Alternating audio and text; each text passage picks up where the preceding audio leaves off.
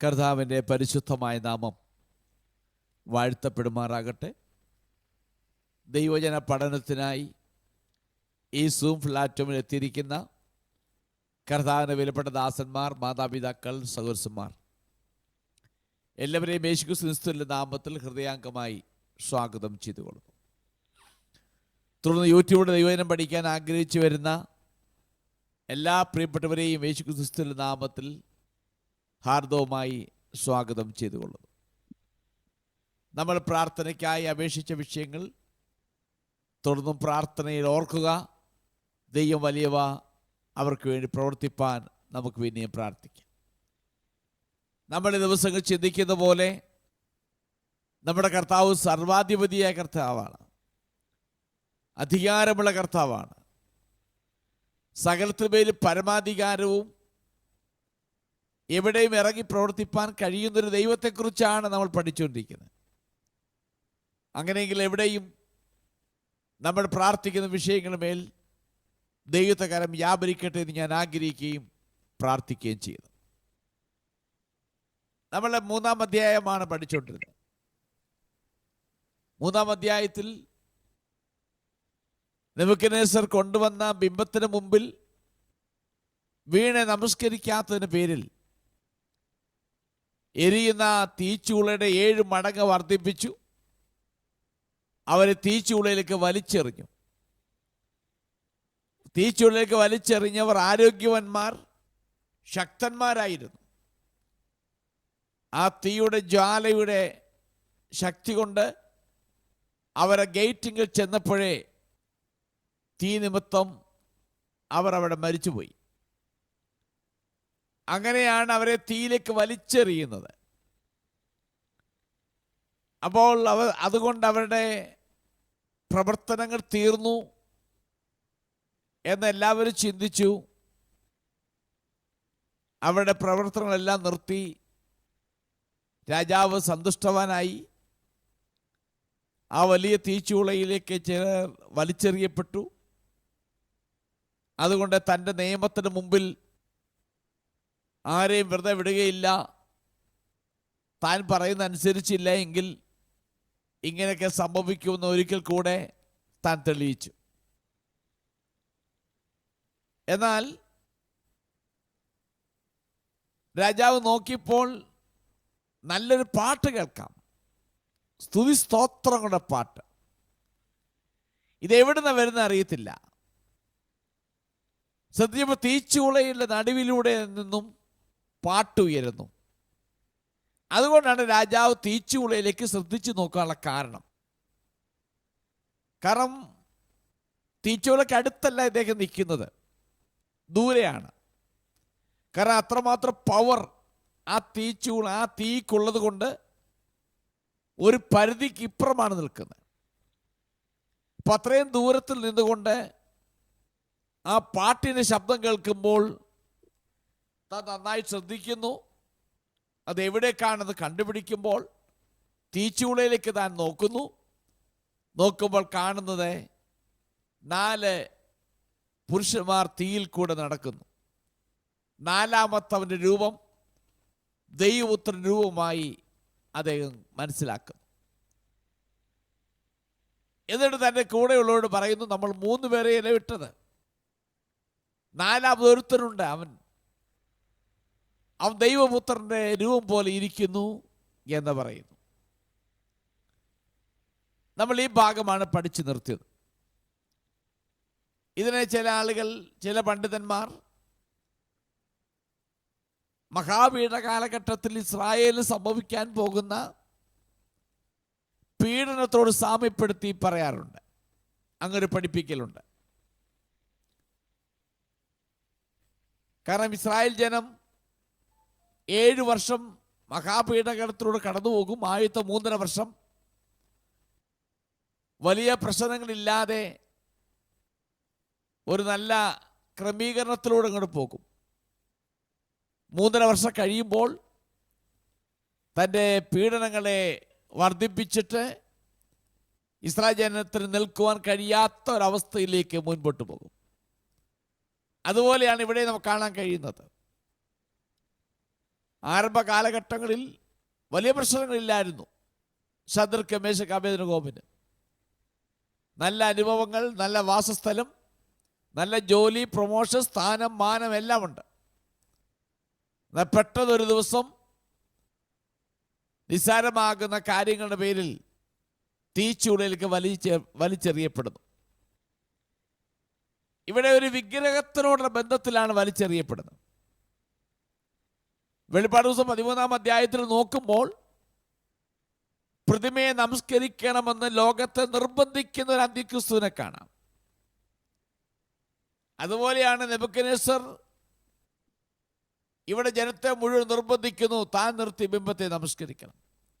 അപ്പോൾ രണ്ടിടത്തും നെബൂഖദ്നേസർ രാജാവ് അന്തിക്രിസ്തുവിനെ, അത് എതിർ ക്രിസ്തുവിനെ കാണിക്കുന്നു എന്ന് പറയുന്നു. തീച്ചുള്ള മഹാപീഡ കാലഘട്ടത്തെ കാണിക്കുന്നു. അതിലൂടെ കടന്നുപോയ എബ്രായ ബാലന്മാർ യഹൂദന്മാരെ കാണിക്കുന്നു.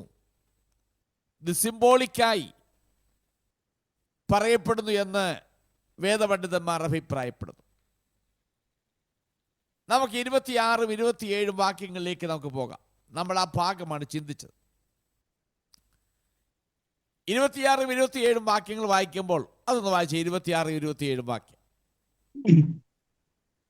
നെബൂഖദ്നേസർ എരിയുന്ന തീച്ചൂളയുടെ വാതിക്കൽ അടുത്തു ചെന്നു. അത്യുന്നത ദൈവത്തിന്റെ ദാസന്മാരായ ശദ്രക്കെ, മേശക്കെ, അബേദ്നെഗോവേ, പുറത്തു വരുവീനെന്ന് കൽപ്പിച്ചു.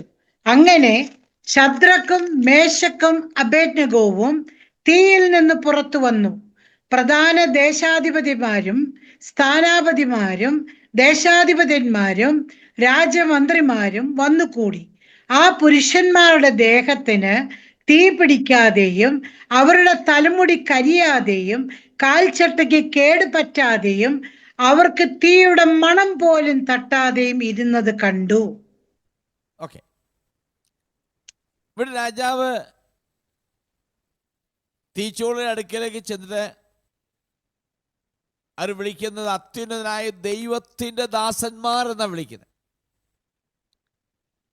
ഇവിടെ പ്രധാനമായും 3 കാര്യങ്ങൾ ഇവിടെ സംഭവിച്ചു. ഒന്ന്, ഈ മനുഷ്യർ ഈ തീച്ചുളയിലേക്ക് വലിച്ചെറിയപ്പെട്ടവർ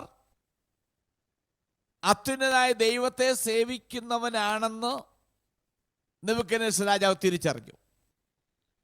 അതിനു മുമ്പ് ചോദിച്ചത്, നിങ്ങളെ എൻ്റെ കയ്യിൽ നിന്ന് വിടുവിക്കാൻ കഴിയുന്ന ദേവൻ ആറ് എന്ന് ചോദിച്ചപ്പോൾ ചോദിച്ച രാജാവ് ഇപ്പോൾ വിളിക്കുന്നത് അത്യുന്നതനായ ദൈവത്തിൻ്റെ ദാസന്മാർ. അപ്പോൾ തനിക്ക് മനസ്സിലായി ഇവർ സേവിക്കുന്ന ദൈവം അത്യുന്നതനായ ദൈവത്തെയാണ് എന്നുള്ളത് രാജാവിനെ തിരിച്ചറിഞ്ഞു. രണ്ടാമത്തത്, ഇവരെ കൊണ്ടിടാൻ പോയവർ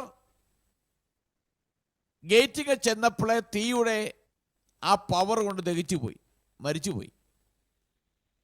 എന്നാൽ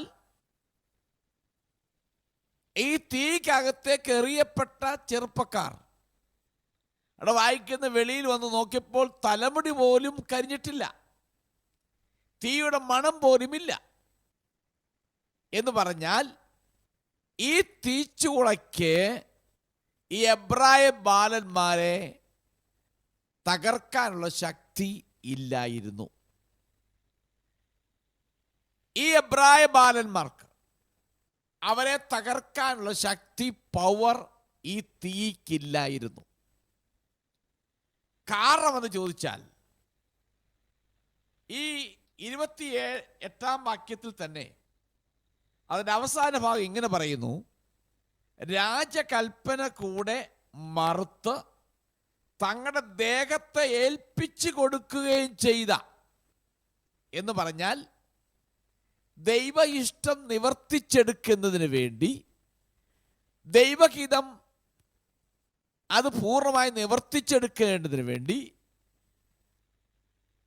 ദൈവത്തിൻ്റെ ശക്തിക്കും ദൈവത്തിൻ്റെ ഇഷ്ടത്തിനും വേണ്ടി പൂർണ്ണമായി കീഴടങ്ങിക്കൊടുത്തത് കൊണ്ട്, പൂർണ്ണമായും സമർപ്പിക്കപ്പെട്ടത് കൊണ്ട് ഈ മനുഷ്യരുടെ മേൽ ഈ തീക്ക് പ്രവർത്തിക്കാനോ അവരെ നശിപ്പിക്കുവാനോ അധികാരമില്ലാതെ പോയി.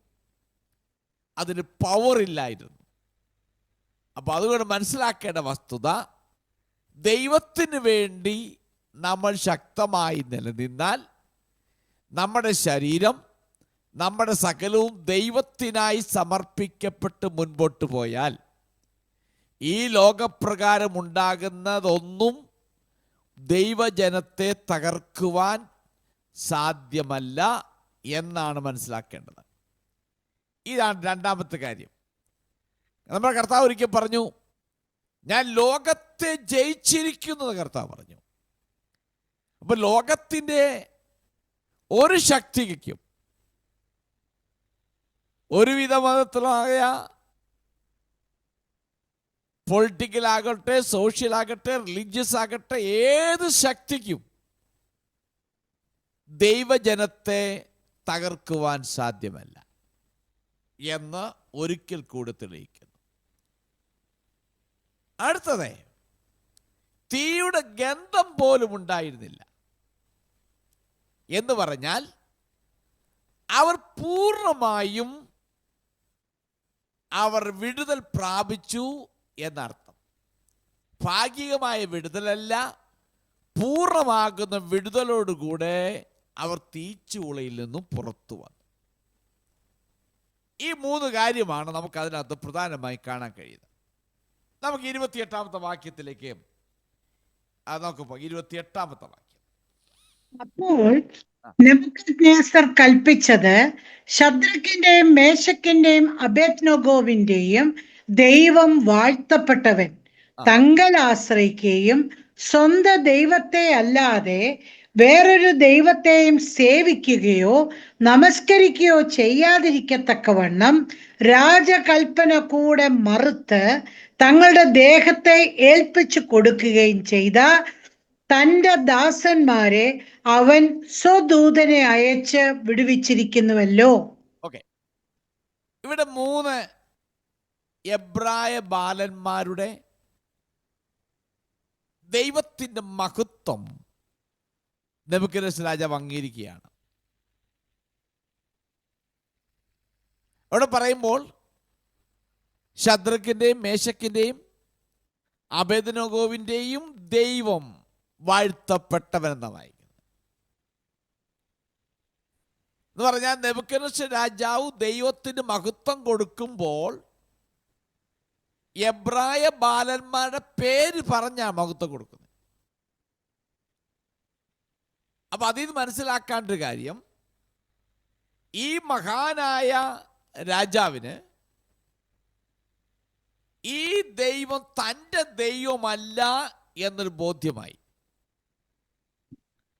അതുകൊണ്ടാണ് ശദ്രക്ക്, മേശക്ക്, അബേദ്നെഗോവിന്റെ ദൈവം എന്ന് പറയാൻ കാരണം, ഇത് ഞാൻ പ്രതീക്ഷിച്ച ദൈവമല്ല, ഇത് ഇവരുടെ ദൈവമാണ് എന്നൊരു ബോധ്യം തനിക്കുണ്ടായി. അവനിപ്പോഴും പറയുന്നത് ഈ 3 വീരന്മാരുടെ ദൈവം, അതിനെക്കുറിച്ചുള്ള ഒരു വലിയ എക്സ്പ്ലനേഷനാണ് 28-ാമത്തെ വാക്യത്തിൽ കൊടുത്തിരിക്കുന്നത്. അവിടെ വായിക്കുമ്പോൾ കാണാൻ കഴിയുന്നത്, ദേഹത്തെ ഏൽപ്പിച്ചു കൊടുക്കുകയും തന്റെ ദാസന്മാരെ സ്വദൂതനെ വിട്ട് വിടുവിച്ചു എന്ന് പറയുന്നതിന് മുൻപേ ദൈവത്തെ സേവിക്കുകയോ നമസ്കരിക്കുകയോ ചെയ്യാതിരിക്കത്തക്കവണ്ണം രാജകൽപ്പന കൂടെ മറുത്തു. അപ്പൊ ആ നിലയിലൊക്കെ ഉണ്ടായിട്ടും ഇവന് മനസ്സിലായി, ഇവൻ സേവിക്കുന്ന ദൈവമല്ല ഈ ബാലന്മാർ സേവിക്കുന്ന ദൈവം. അതുകൊണ്ട് അവരുടെ പേരെടുത്താണ് ഈ ദൈവത്തിന് ഇപ്പോൾ മഹത്വം അർപ്പിക്കുന്നത്. അവിടെ വായിക്കുന്നു, തൻ്റെ ദൂതനെ അയച്ച് അവരെ വിടുവിച്ചുവല്ലോ എന്ന് വായിക്കും. ദൂതനെ അയച്ച്. ദാനിയേൽ 3:15 ഈ രാജാവ് ചോദിക്കുന്നുണ്ട്, എൻ്റെ കയ്യിൽ നിന്ന് വിടുവിക്കാവുന്ന ദേവൻ ആരെന്ന് ചോദിച്ച രാജാവ് തന്നെ ഇപ്പൊ പറയുന്നു, അവരെ സ്വദൂതനെ വിട്ട് രക്ഷിച്ചു എന്നാണ്. നോക്കണം, അത്യുന്നത ദൈവത്തിന്റെ ദാസന്മാർ സ്വദൂതനെ വിട്ടയച്ചു എന്ന കാര്യങ്ങളൊക്കെ പറയുമ്പോൾ ഈ നെബൂഖദ്നേസർ ഈ ദൈവത്തെക്കുറിച്ച് ഒരുപാട് കാര്യങ്ങൾ അറിയാമായിരുന്നു എന്ന് മനസ്സിലാക്കുന്നുണ്ട്. അതുകൊണ്ടാണ് അത്യുന്നത ദൈവമാണെന്നും അവൻ്റെ ദാസന്മാരാണെന്നും ദൂതനെ വിട്ടെന്നും മുമ്പേ പറഞ്ഞല്ലോ, ദൈവദൂതനെ പോലിരിക്കുന്നു, ദൈവപുത്രനെ പോലിരിക്കുന്നു എന്നൊക്കെ പറഞ്ഞല്ലേ. നാലാമത്തെ രൂപം കണ്ട ദൈവപുത്രനെ പോലിരിക്കുന്നു. അപ്പൊ ഇതൊക്കെ മനസ്സിൽ പറയുമ്പോൾ ദൈവത്തെക്കുറിച്ച് ഏകദേശം ഒരു ഐഡിയ അവൻ്റെ അവനുണ്ട്. പക്ഷെ അദ്ദേഹത്തിന് ഈ എബ്രായർ ദൈവത്തെക്കുറിച്ച് വ്യക്തിപരമായിട്ടുള്ളൊരു അറിവില്ല. എന്ന് പറഞ്ഞാൽ ദൈവത്തെക്കുറിച്ച് അവന് കുറച്ച് കാര്യങ്ങൾ അറിയാം, അല്ലാതെ വ്യക്തിപരമായി അവൻ്റെ പേഴ്സണൽ എക്സ്പീരിയൻസിലൂടെ അവൻ ഈ ദൈവത്തെ അറിഞ്ഞിട്ടില്ല. അവന് കുറെ കാര്യങ്ങൾ എവിടുന്നൊക്കെ മനസ്സിലാക്കി, കണ്ടും കേട്ടും മനസ്സിലാക്കിയിട്ടുണ്ട്. എന്നാൽ വ്യക്തിപര ജീവിതത്തിലൂടെ ഈ ദൈവം ആരാണെന്ന് അവൻ മനസ്സിലാക്കിയിട്ടില്ല. നമ്മുടെ ചുറ്റുപാടിലേക്ക് നോക്കുമ്പോൾ ഈ ദൈവത്തെക്കുറിച്ച് ഒരുപാട് കാര്യങ്ങൾ ഒരുപാട് ആളുകൾ പറയാറുണ്ട്. നന്നായി ഈ ദൈവത്തെക്കുറിച്ച് പ്രസംഗിക്കുന്നവരെ കണ്ടിട്ടുണ്ട്. ദൈവത്തെക്കുറിച്ച് വാനോളം പറയുന്നവരെ കണ്ടിട്ടുണ്ട്. എന്നാൽ അവരുടെ ജീവിതത്തിലൂടെ ഈ ദൈവത്തെ അവർ അറിഞ്ഞിട്ടില്ല. അവർ വ്യക്തിപരമാകുന്ന ജീവിതത്തിലൂടെ, ജീവിത അനുഭവത്തിലൂടെ ഈ ദൈവത്തെ ഇവർ അറിഞ്ഞിട്ടില്ല, മനസ്സിലാക്കിയിട്ടില്ല. അതുകൊണ്ട് ഇന്ന് രാത്രിയിൽ ഈ സൂം പ്ലാറ്റ്ഫോമിൽ ശ്രദ്ധിക്കുന്നവരെ, ഇതിനകത്തൊരു യൂട്യൂബിലൂടെ കേൾക്കുന്നവരോട് ഞാൻ പറയട്ടെ, നിങ്ങൾക്ക് കർത്താവിനെ കുറിച്ചും യേശുവിനെ കുറിച്ചും ഒരുപാട് കാര്യങ്ങൾ നിങ്ങൾക്കറിയാമായിരിക്കാം. ആ അറിവൊന്നും നിങ്ങളെ രക്ഷയിലേക്ക് നയിക്കത്തില്ല. ആ അറിവൊന്നും രക്ഷയ്ക്കാരണമല്ല. എന്നാൽ നിങ്ങളുടെ വ്യക്തിപരമായ ജീവിതത്തിലൂടെ ഈ യേശുവിനെ അറിയുന്നവർക്ക് മാത്രമേ ആ അറിവ് നിങ്ങൾക്കൊരു രക്ഷയ്ക്ക് കാരണമായി തീരുകയുള്ളൂ. അതുകൊണ്ട് രക്ഷയ്ക്ക് കാരണമായി തീരണമെങ്കിൽ നാം വ്യക്തിപരമായി ഈ ദൈവത്തെക്കുറിച്ച്, ദൈവത്തെ നമ്മുടെ ജീവിതത്തിലൂടെ അനുഭവിച്ചറിഞ്ഞിരിക്കണം. അതാണ് ഇമ്പോർട്ടൻ്റ്. അല്ലാതെ ഏത് പുസ്തകങ്ങൾ വായിച്ചോ പലരും കേട്ടതിൻ്റെ അനുഭവത്തിൻ്റെയോ വെളിച്ചത്തിലല്ല നമുക്ക് ലഭിക്കുന്ന രക്ഷ. പിന്നെയോ വ്യക്തിപരമായ ജീവിതത്തിലൂടെ ദൈവത്തെ അനുഭവിച്ചറിയുന്നതാണ് ഏറ്റവും വലിയ കാര്യം. അത് സംഗീതക്കാരൻ പറയുന്നു, ദൈവം നല്ലവനെന്ന് രുചിച്ചറിവീൻ. വ്യക്തിപരമായൊരു അറിവാണ്. എന്നെ കേൾക്കുന്നവരിൽ ആർക്കെങ്കിലും ഇതുവരെ വ്യക്തിപരമായി ദൈവത്തെ അനുഭവിച്ചറിഞ്ഞിട്ടില്ല എങ്കിൽ ഭാഗ്യമാകുന്ന അറിവുകളൊക്കെ ഒന്ന് മാറ്റിവെച്ചിട്ട് ജീവിതത്തിലെ വ്യക്തിപരമായി ആ ദൈവത്തെ ഒന്ന് അനുഭവിച്ചറിയുക. അതാണ് ഏറ്റവും ഇമ്പോർട്ടൻ്റ് കാര്യം.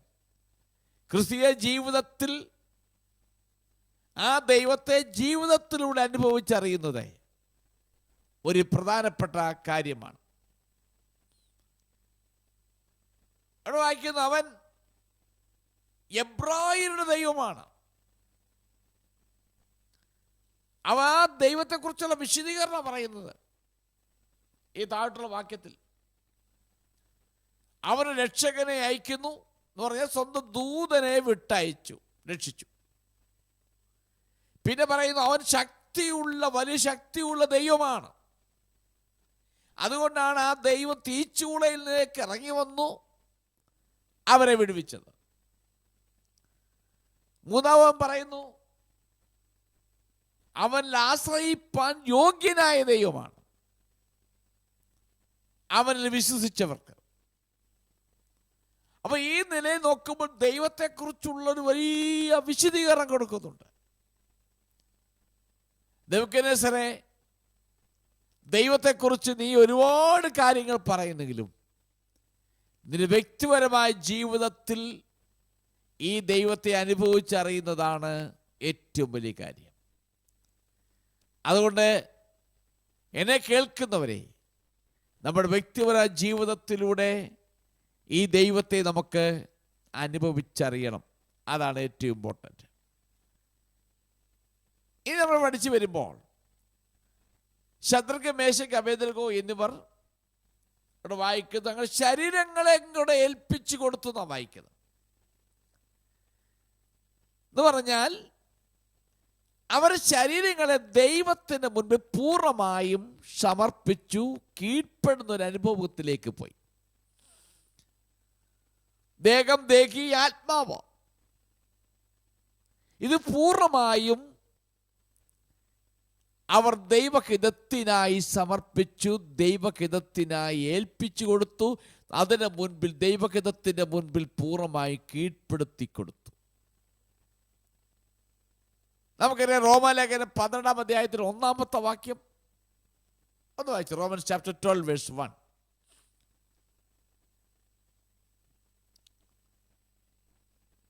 സഹോദരന്മാരെ, ഞാൻ ദൈവത്തിന്റെ മനസ്സലിവ് ഓർപ്പിച്ച് നിങ്ങളെ പ്രബോധിപ്പിക്കുന്നത്, നിങ്ങൾ ബുദ്ധിയുള്ള ആരാധനയായി നിങ്ങളുടെ ശരീരങ്ങളെ ജീവനും വിശുദ്ധിയും ദൈവത്തിന് പ്രസാദവുമുള്ള യാഗമായി സമർപ്പിപ്പീൻ. അവിടെ വായിക്കുന്നു, നിങ്ങളുടെ ശരീരങ്ങളെ ദൈവത്തിന് പ്രസാദമുള്ള യാഗമായി സമർപ്പിപ്പീൻ. അപ്പോസ്തലനായ പൗലോസ് ഇവിടെ എഴുതുന്നത്, നിങ്ങളുടെ ശരീരങ്ങളെ ദൈവത്തിന് പ്രസാദമുള്ള യാഗമായി സമർപ്പിപ്പീൻ എന്നാ പറയുന്നത്. ജീവനുള്ളതും വിശുദ്ധവും ദൈവത്തിന് സ്വീകാര്യമാകുന്ന നിലയിലുള്ളതായ സമർപ്പണം എന്ന് പറഞ്ഞാൽ, നിങ്ങളുടെ ശരീരം, നിങ്ങളുടെ പ്രാണൻ, ഇതെല്ലാം ദൈവസന്നിധി കീഴ്പ്പെടുത്തപ്പെടുന്ന നിലയിൽ, സമർപ്പിക്കുന്ന നിലയിലുള്ളതായിരിക്കണം. അതാണ് ന്യായമായ സേവനം അഥവാ യാഗം എന്ന് പറയുന്നത്. നിങ്ങളുടെ ശരീരം ദൈവത്തിന് മുൻപിൽ പൂർണ്ണമായും കീഴ്പ്പെടുത്തി കൊടുക്കുവാൻ, സമർപ്പിച്ചു കൊടുക്കുവാൻ തക്കവണ്ണം യോഗ്യതയുള്ളവരായി തീരണം. അതാണ് ദൈവത്തിന് സ്വീകാര്യമായി തീരുന്നത്. അതാണ് ന്യായമായ സേവനം എന്നാണ് അപ്പോസ്തലനായ പൗലോസ് പറയുന്നത്. നമ്മുടെ ശരീരത്തെ ദൈവസന്നിധിയിൽ ഏൽപ്പിച്ചു കൊടുക്കാൻ തക്കവണ്ണം സ്വീകാര്യമല്ലാത്തതൊന്നാണെങ്കിൽ, അത് ദൈവത്തിന് സ്വീകാര്യമാകുന്ന നിലയിൽ അർപ്പിക്കുന്നെങ്കിൽ മാത്രമേ നമ്മൾക്ക് അതുകൊണ്ട് പ്രയോജനം വരികയുള്ളൂ. ഇനി 29-30 വാക്യങ്ങൾ നമുക്ക് വായിക്കാം. ഈ വിധത്തിൽ വെടിവെപ്പാൻ കഴിയുന്ന മറ്റൊരു ദൈവവും ഇല്ലായിക കൊണ്ട് ഏത് ജാതിക്കാരിലും വംശക്കാരിലും ഭാഷക്കാരിലും ആരെങ്കിലും ശദ്രക്കിന്റെയും മേശക്കിന്റെയും അബേദ്നെഗോവിന്റെയും ദൈവത്തിന് വിരോധമായി വല്ല തെറ്റും പറഞ്ഞാൽ അവനെ കഷണം കഷണമായി ശകലിക്കുകയും അവന്റെ വീട് കുപ്പക്കുന്നാക്കുകയും ചെയ്യുമെന്ന് ഞാൻ ഒരു വിധി കൽപ്പിക്കുന്നു. പിന്നെ രാജാവ് ശദ്രക്കിനും മേശക്കിനും അബേദ്നെഗോവിനും ബാബേൽ സംസ്ഥാനത്ത് സ്ഥാനമാനങ്ങൾ കൽപ്പിച്ചു കൊടുത്തു. ഇവിടെ എബ്രായരുടെ ദൈവത്തിനെതിരെ ഒരു തിന്മയും പറയരുതെന്ന് നെബൂഖദ്നേസർ പ്രഖ്യാപനം നടത്തുകയാണ്. അതുകൊണ്ട് ഞാൻ ഒരു കൽപ്പന പുറപ്പെടുവിച്ചു. 3 എബ്രായ പുരുഷന്മാർ നെബൂഖദ്നേസറിനോട് ഒരിക്കലും പറഞ്ഞില്ല, ഈ നല്ലൊരു കൽപ്പന പുറപ്പെടുവിക്കണമെന്ന് ഒരിക്കലും ആവശ്യപ്പെട്ടില്ല. ഒരുപക്ഷെ അവരത് ആഗ്രഹിച്ചതും കാണത്തില്ല. അവ നിർബന്ധിതമാകുന്ന നിലയിലല്ല ഇവിടെ ചെയ്ത്, അവർ നിർബന്ധിച്ചിട്ട് ചെയ്തതല്ല അത്. നിർബന്ധിതമാകുന്ന ആരാധന ഒരു വിഗ്രഹത്തിനോ സത്യദൈവത്തിനോ നല്ലതല്ല. അപ്പോൾ അത് സ്വമേധയാണ് നെബൂഖദ്നേസർ രാജാവ് പറയുന്നത്. ഈ കാലഘട്ടത്തിൽ ഏറ്റവും അധികം പ്രചരിപ്പിക്കപ്പെടുന്ന ഒരു വാക്കാണ് നിർബന്ധിത മതപരിവർത്തനം എന്നൊക്കെ പറയുന്നത്. അങ്ങനെ ആരും ചെയ്യാറില്ല.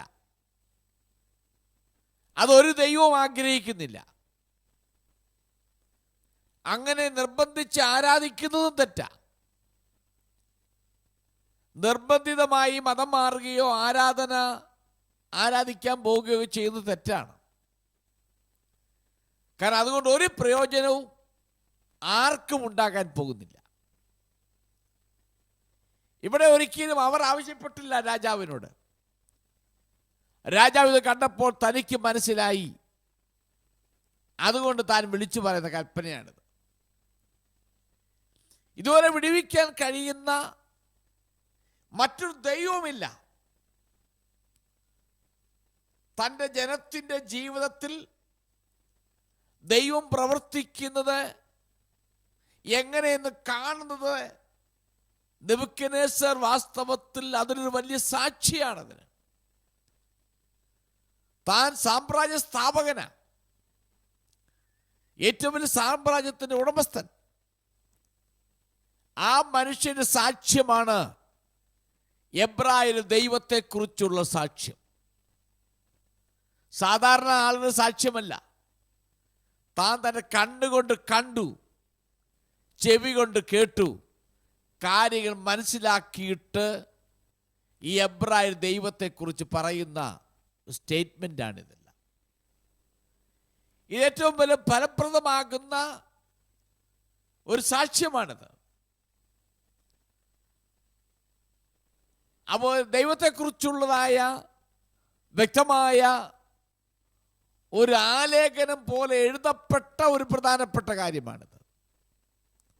നാം പുതിയ നിയമത്തിലേക്ക് വരുമ്പോൾ അപ്പോസ്തലനായ പൗലോസ് കൊരിന്ത്യർക്ക് എഴുതിയ ലേഖനത്തിൽ ഇങ്ങനെ ഇതേപോലൊരു ആശയം പറയുന്നുണ്ട്. 3:2-3 വാക്യം. 2 കൊരിന്ത്യർ ലേഖനം 3-ാം അധ്യായത്തിൻ്റെ 2-3 വാക്യം.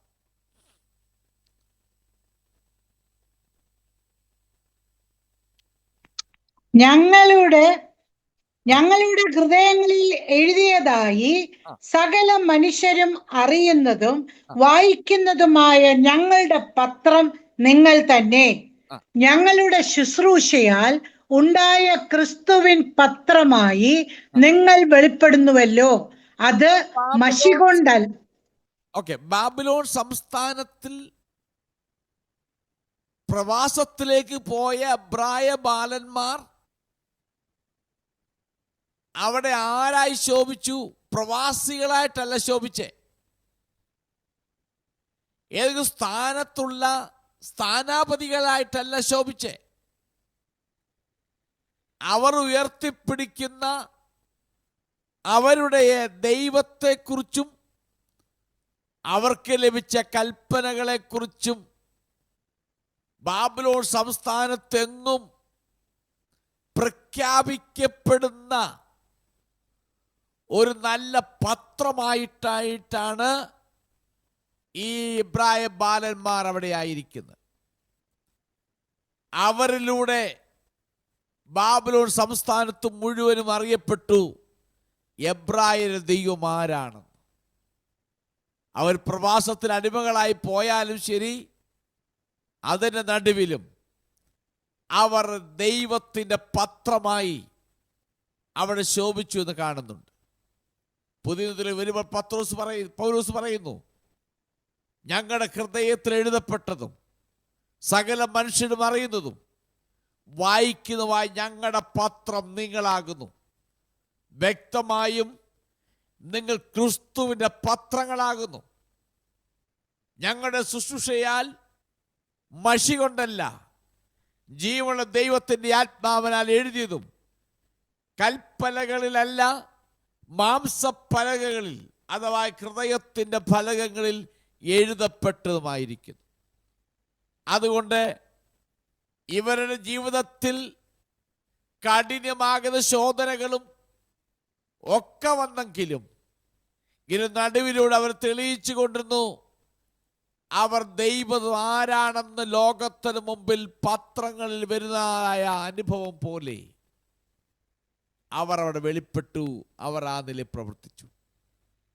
നമ്മളെ ദൈവം ഏത് സ്ഥാനത്താക്കിയാലും, ഏത് രാജ്യത്താക്കിയാലും, ഏത് ആളുകളുടെ നടുവിൽ നമ്മെ പാർപ്പിച്ചാലും, നാം ആയിരിക്കുന്നിടത്ത്, നമ്മെ ആക്കിയിരിക്കുന്നിടത്ത് ക്രിസ്തുവിൻ്റെ പത്രമായി നമ്മളായിരിക്കണം. നമ്മളെ കാണുന്നവർ ക്രിസ്തുവിനെ അറിയുന്നവരാകണം. നമ്മളെ കാണുന്നവർ ക്രിസ്തുവിനെ മനസ്സിലാക്കുക എന്നവരായി തീരണം.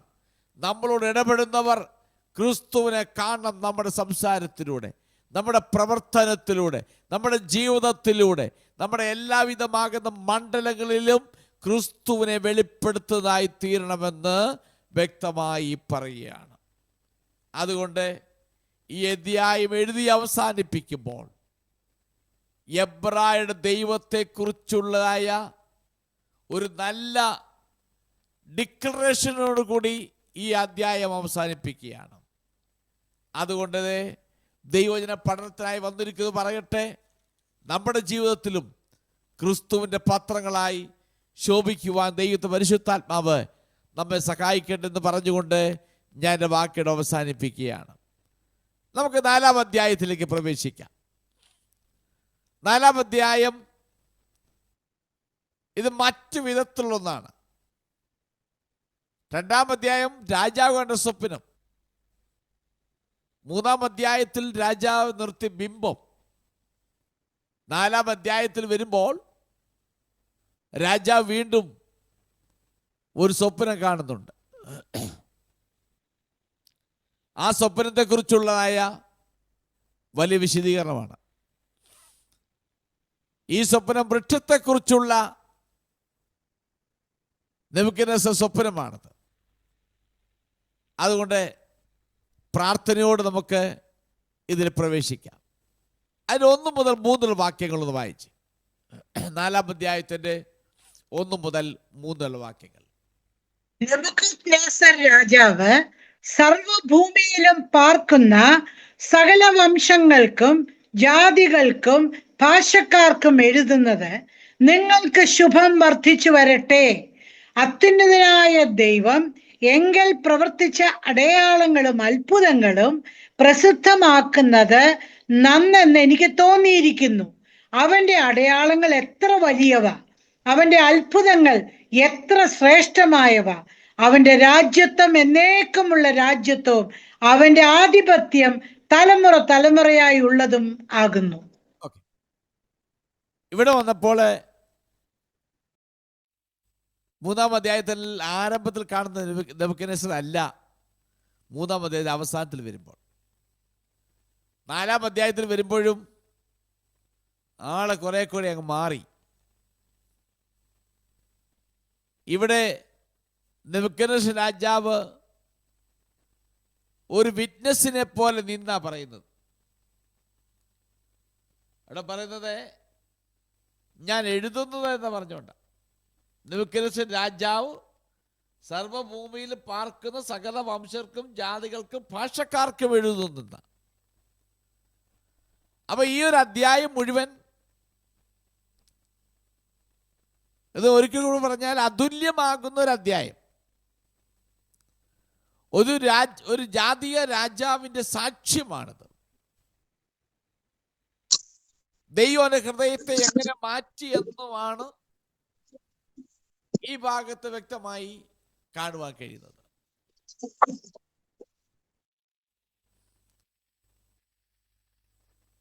ദൈവന്റെ ഹൃദയം എങ്ങനെ മാറ്റി എന്ന് പറയുന്നുണ്ട്. നെബൂഖദ്നേസർ ഒരു സാക്ഷിയെ പോലെ, ഒരു വിറ്റ്നസിനെ പോലെ താൻ കണ്ടതും അനുഭവിച്ചതുമായ കാര്യങ്ങൾ വിവരിക്കുന്ന ഒരു വ്യക്തിയായിട്ടാണ് എഴുതി ആരംഭിക്കുന്നത്. ദൈവം നമുക്ക് വേണ്ടി ചെയ്ത കാര്യങ്ങൾ പ്രഖ്യാപിക്കുന്നത് നല്ലതാണെന്ന് ഇവിടെ രാജാവിന് മനസ്സിലായി. അവിടെ പറയുന്നത്, എഴുതുന്നത് നല്ലതാണെന്ന് തോന്നുന്നു.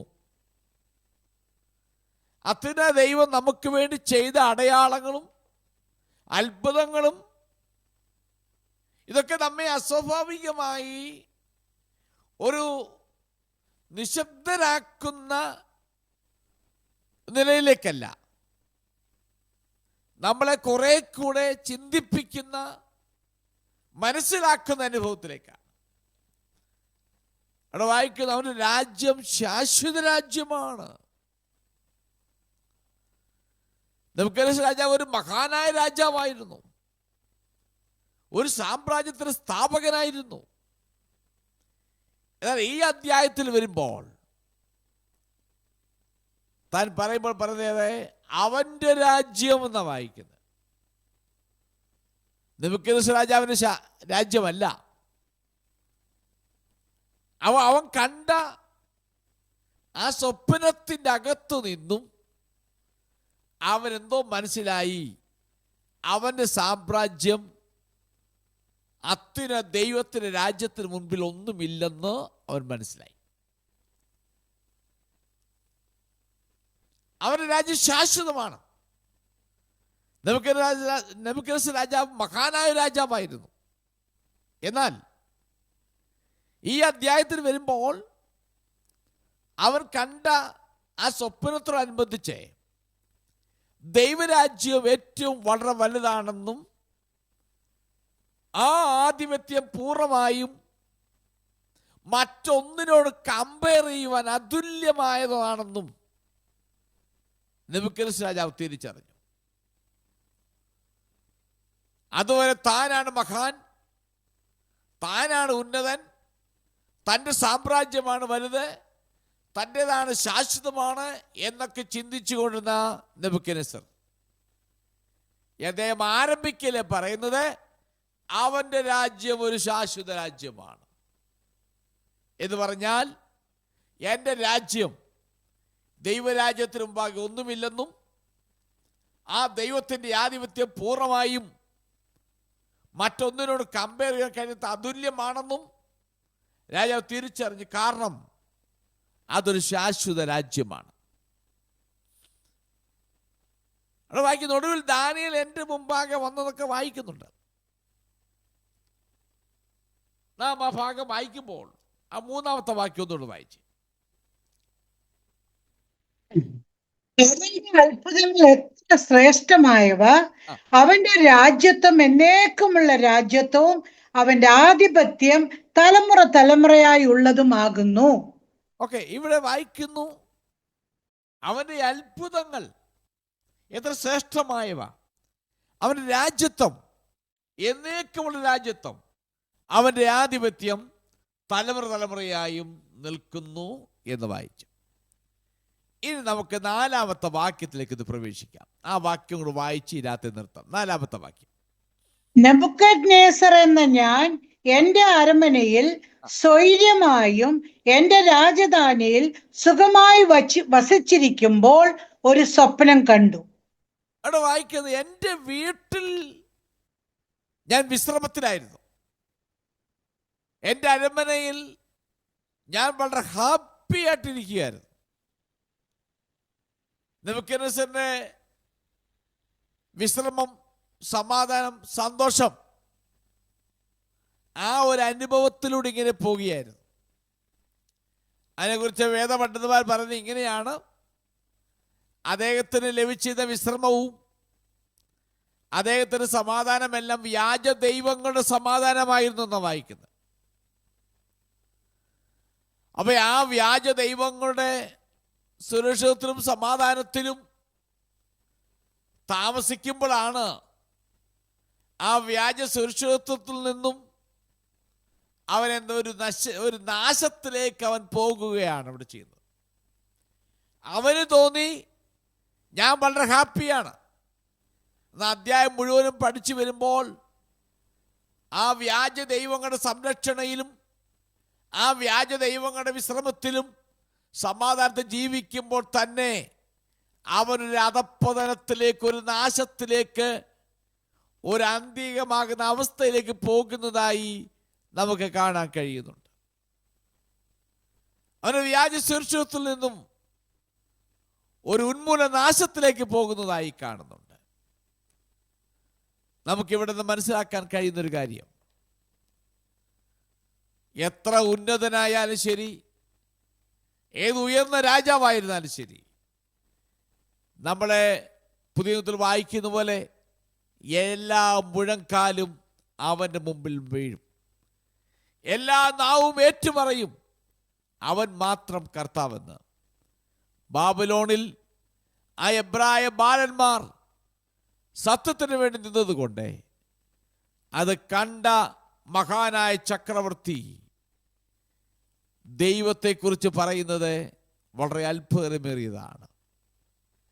ആധിപത്യങ്ങൾ, അവൻ്റെ ആധിപത്യം നിലനിൽക്കുന്നു, അവൻ്റെ രാജ്യം ശാശ്വതമാണ്, അവൻ്റെ രാജ്യ ഭരണത്തിന് തുല്യമായി മറ്റൊന്നുമില്ല എന്നൊക്കെ പറഞ്ഞ് മുൻപോട്ട് പോയി അധ്യായം ആരംഭിച്ചിട്ട് പിന്നീട് വായിക്കുമ്പോൾ പറയാൻ പോകുന്നത് തൻ്റെ ജീവിതത്തിൽ സംഭവിക്കാൻ പോകുന്ന വലിയ ഒരു വീഴ്ചയിലെക്കുറിച്ചാണ് പറയാൻ പോകുന്നത്. ആ ഭാഗം തൊടുവാൻ പോയാൽ അത് ഈ രാത്രി നിർത്തുവാൻ ബുദ്ധിമുട്ടാണ്. ഞാൻ ഭാഗം അവിടെ നിർത്തുകയാണ്. ദൈവം അനുവദിച്ചാൽ അടുത്ത ആഴ്ചയിൽ ആ കണ്ട സ്വപ്നത്തെക്കുറിച്ചുള്ള വ്യാഖ്യാനം നമുക്ക് അടുത്ത ആഴ്ച പഠിക്കാം. അതുകൊണ്ട് നമ്മൾ ഇന്ന് കേട്ട വചനപ്രകാരം കർത്താവിൻ്റെ പത്രങ്ങളായി നമ്മളെ ദൈവമാക്കിയിരിക്കുന്ന സ്ഥാനത്ത് വിശ്വസ്ത നിൽക്കുവാൻ ദൈവം കൃപ നൽകട്ടെ എന്ന് പറഞ്ഞുകൊണ്ട് എൻ്റെ വാക്കുകൾ അവസാനിപ്പിക്കുന്നു. ദൈവം നിങ്ങളെല്ലാവരെയും അനുഗ്രഹിക്കുമാറാകട്ടെ.